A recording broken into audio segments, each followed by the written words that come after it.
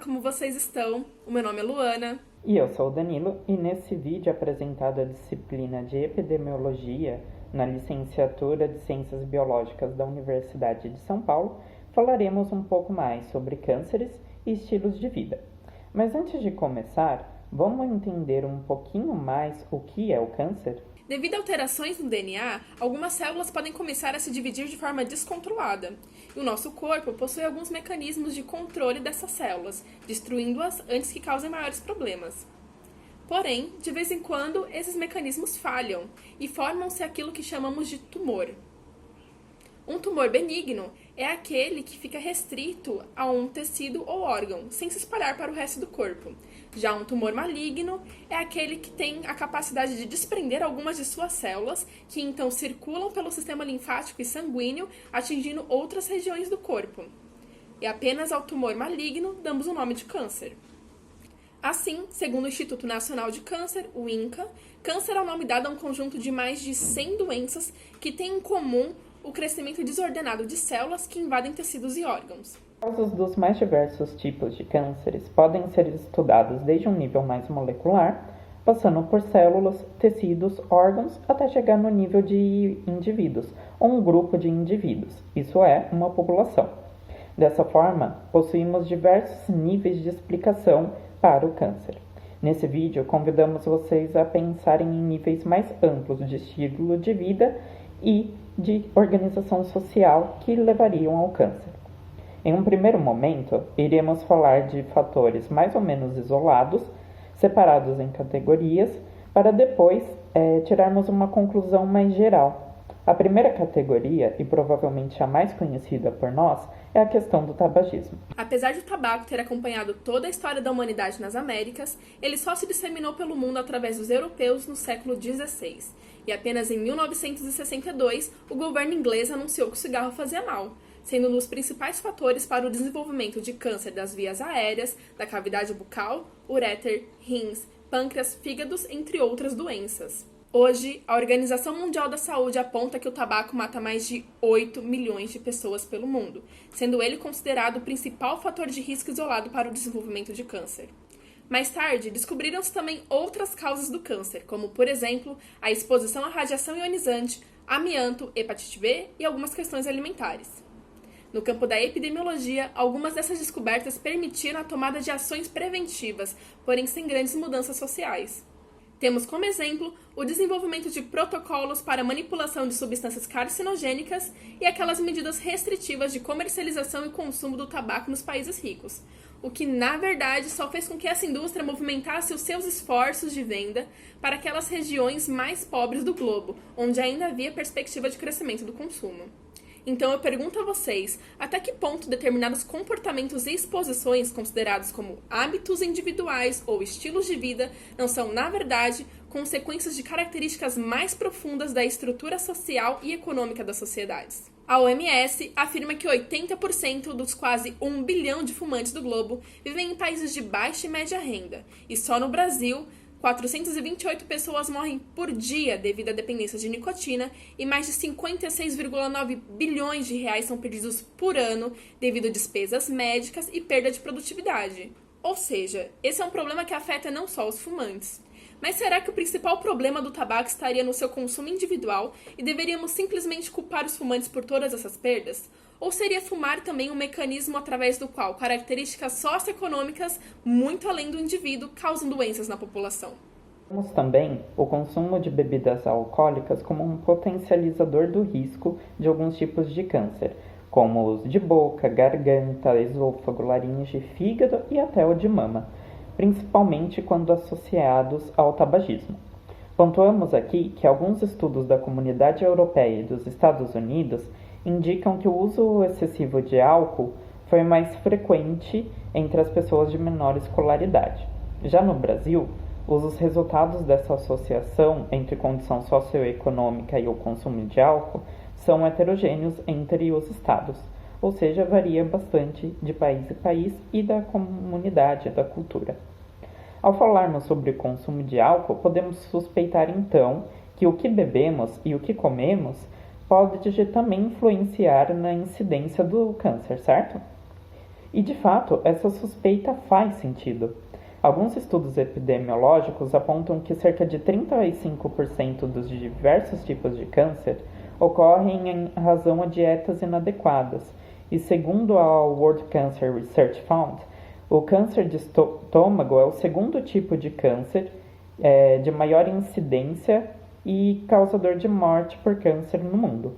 Por outro lado, o consumo de frutas tem sido descrito como um fator de proteção na ocorrência de diversos tipos de câncer, devido à presença de diversas substâncias conhecidas como quimiopreventivas, ou seja, que exercem uma ação protetora específica contra o desenvolvimento do câncer, de forma que a própria OMS, Organização Mundial de Saúde, recomenda um consumo diário de pelo menos 5 porções de frutas, legumes e verduras, que é em torno de 400 gramas por dia, dando preferência para alimentos orgânicos, pois são criados sem a exposição a pesticidas, hormônios, antibióticos e agrotóxicos, que talvez podem proporcionar algum tipo de dano à saúde também. Porém, no mundo, onde mais de 800 milhões de pessoas passam fome, segundo a ONU, quem realmente tem acesso a frutas e hortaliças de qualidade? E aqueles que têm acesso à comida? Será que seria apenas uma questão de escolha consumir isto ou aquilo, ou também uma questão de status? Devemos pensar que as populações estudadas pelos epidemiologistas não são apenas indivíduos agrupados convenientemente para fins do estudo.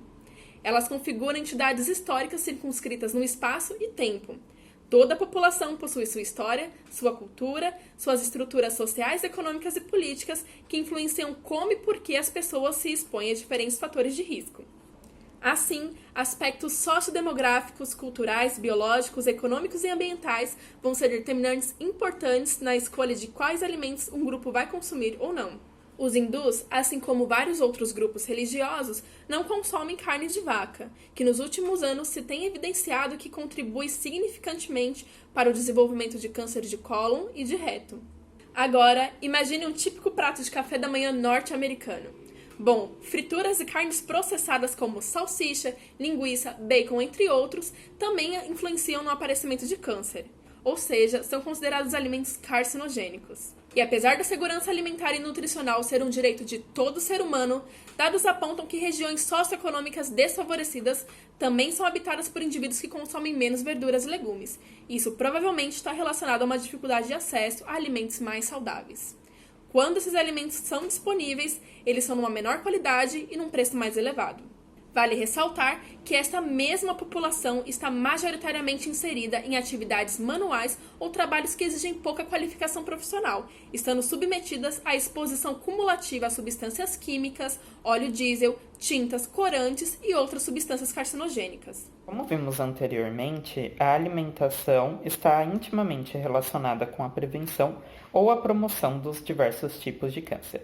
Mas a alimentação por si só não é determinante, e a discussão sobre os tipos de câncer e estilos de vida também está relacionada com temas como a obesidade e a realização de atividade física. A obesidade, assim como o câncer, classifica-se como uma das principais epidemias globais da atualidade, afetando mais de 300 milhões de adultos em todo o mundo.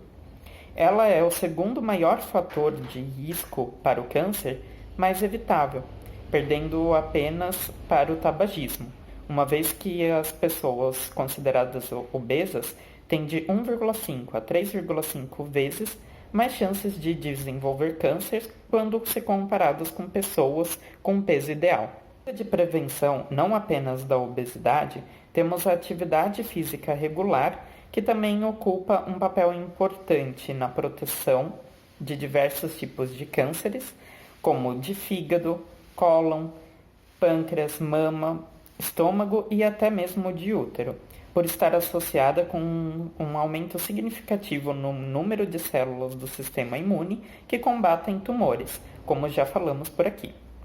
Vale ressaltar que a inatividade física tem sido descrita como uma das pandemias modernas da saúde pública, sendo que 31,1% da população adulta mundial não atinge as recomendações de atividades recomendadas pelas organizações de saúde. E no Brasil, esse valor é de 46%. Um estudo que analisou dados de 60.202 indivíduos entre as barreiras relacionadas à não prática de atividade física estão a falta de tempo,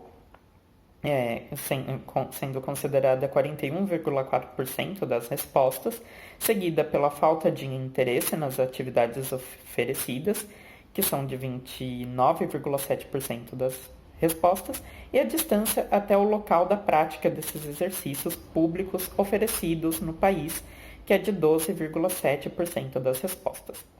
Segundo os autores, diversos fatores se agregam para que as pessoas relatem que não possuem tempo para a atividade física. Por exemplo, o cansaço acumulado ao longo das obrigações diárias, como trabalho, família e até mesmo estudo.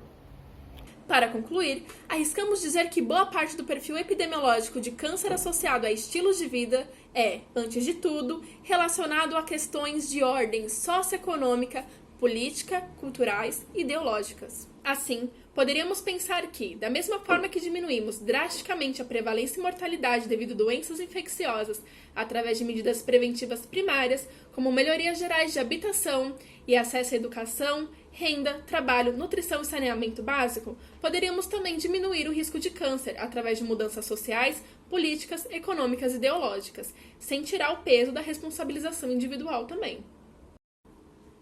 E é claro, não devemos esquecer os aspectos socioeconômicos implícitos nas diferenças de acesso da população à prevenção, diagnóstico e tratamento de câncer. Sim, reforçamos que devem haver estudos em todos os níveis de organização e verificar até que ponto os efeitos observados no nível de população podem ser explicados pelos fatores de riscos conhecidos em outros níveis menores, para que as melhores medidas de prevenção e tratamento possam ser tomadas.